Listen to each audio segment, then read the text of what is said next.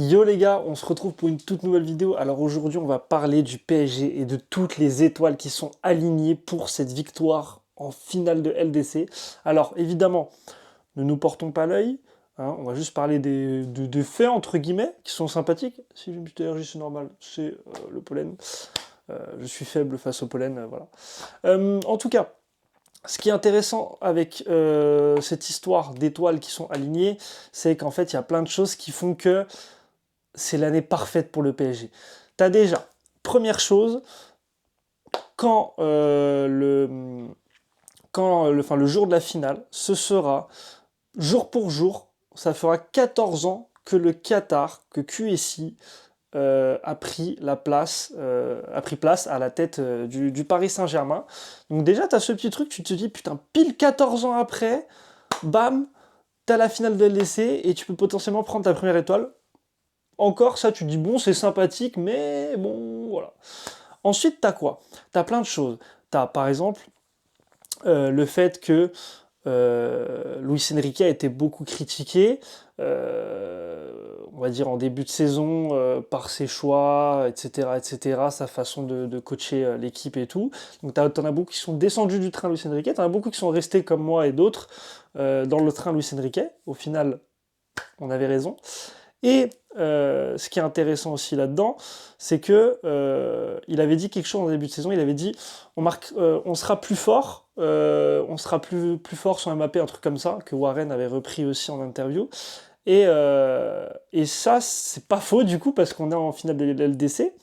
Ce qui est aussi très intéressant, c'est que Mbappé avait fait une sortie médiatique qui avait dit à l'époque si c'était pour je sais plus si c'était pour gagner la Ligue des Champions, je serais pas resté à Paris, etc. Je serais allé loin, ou je sais plus ce qu'il a dit, un truc du genre, un truc débile du genre. Et au final, lui, il a été éliminé très tôt, enfin très tôt, tout est relatif, mais assez tôt en Ligue des Champions, on va dire avant le dernier carré.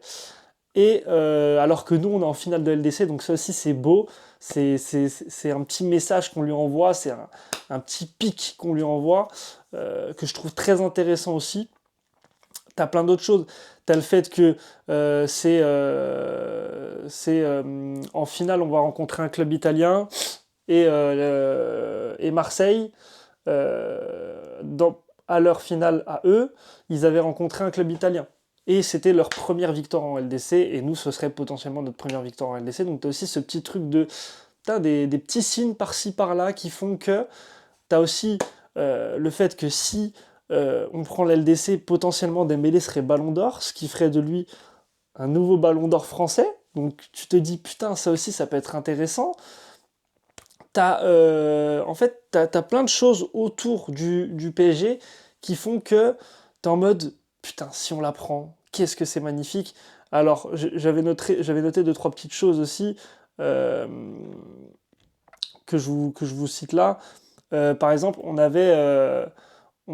on avait Bruce Granek, que moi,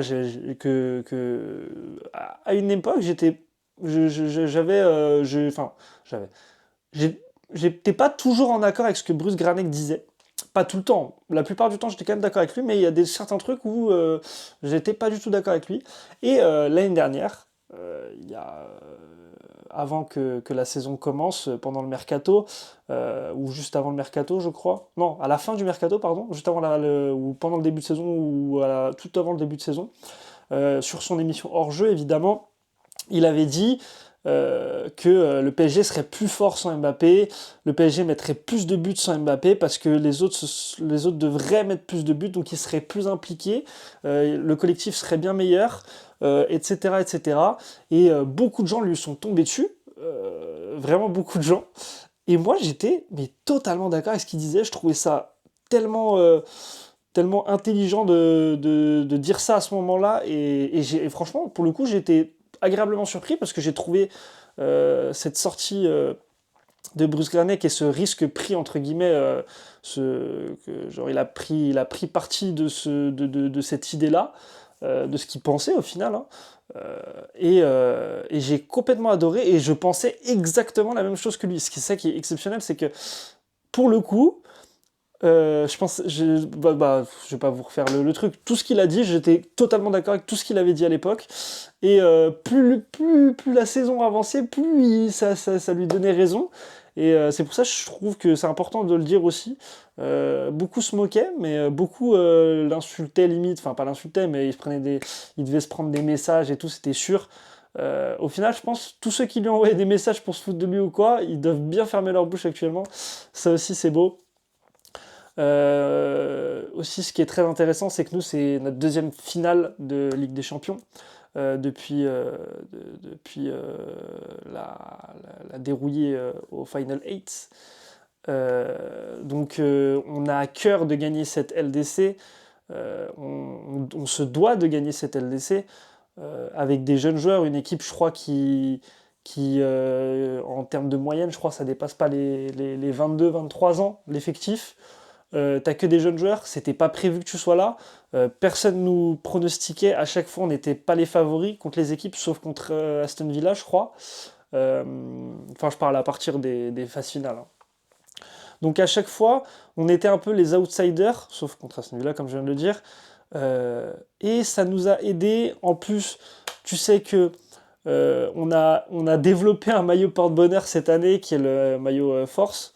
Euh, le maillot avec les ailes sur les manches. Ce maillot nous a porté bonheur tout le long de la saison.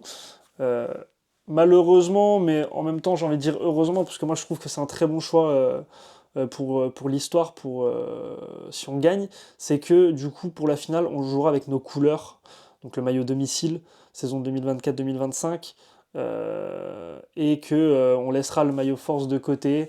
Il a rempli sa mission et on va aller gagner ce titre avec notre maillot domicile. Euh, donc ça aussi, ça fait partie des signes un peu, tu gagnes des matchs de fou avec le maillot force, et là, bam, maillot domicile, tu te dis, on va gagner avec le maillot domicile, c'est pour notre histoire, c'est nos couleurs, on se doit de les porter fièrement, c'est très très important de les porter fièrement, nos couleurs. Donc je trouve ça un très très bon choix, que ce soit peut-être potentiellement marketing, mais aussi pour le cœur, très très très très intéressant comme choix. La finale est le 31 mai. Je n'attends que ça. Je suis comme un enfant qui attend son cadeau à Noël et à son anniversaire. C'est waouh! Il y a tout qui fait que, en plus, la parade sur les Champs-Élysées a été validée en cas de victoire.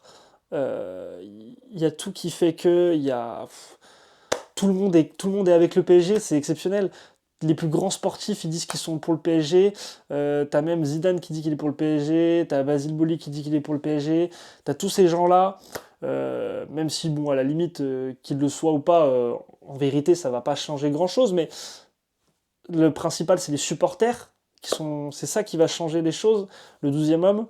Mais en tout cas, on voit que tout s'aligne en ce moment. J'ai oublié plein de choses sur le fait, sur des choses qui s'alignent. Dites-moi en commentaire si vous avez des trucs un peu des petites anecdotes sur des trucs qui font que ça s'aligne, etc., etc. Mais c'est vraiment le moment pile quand Mbappé part et tout le monde nous disait qu'on allait s'effondrer.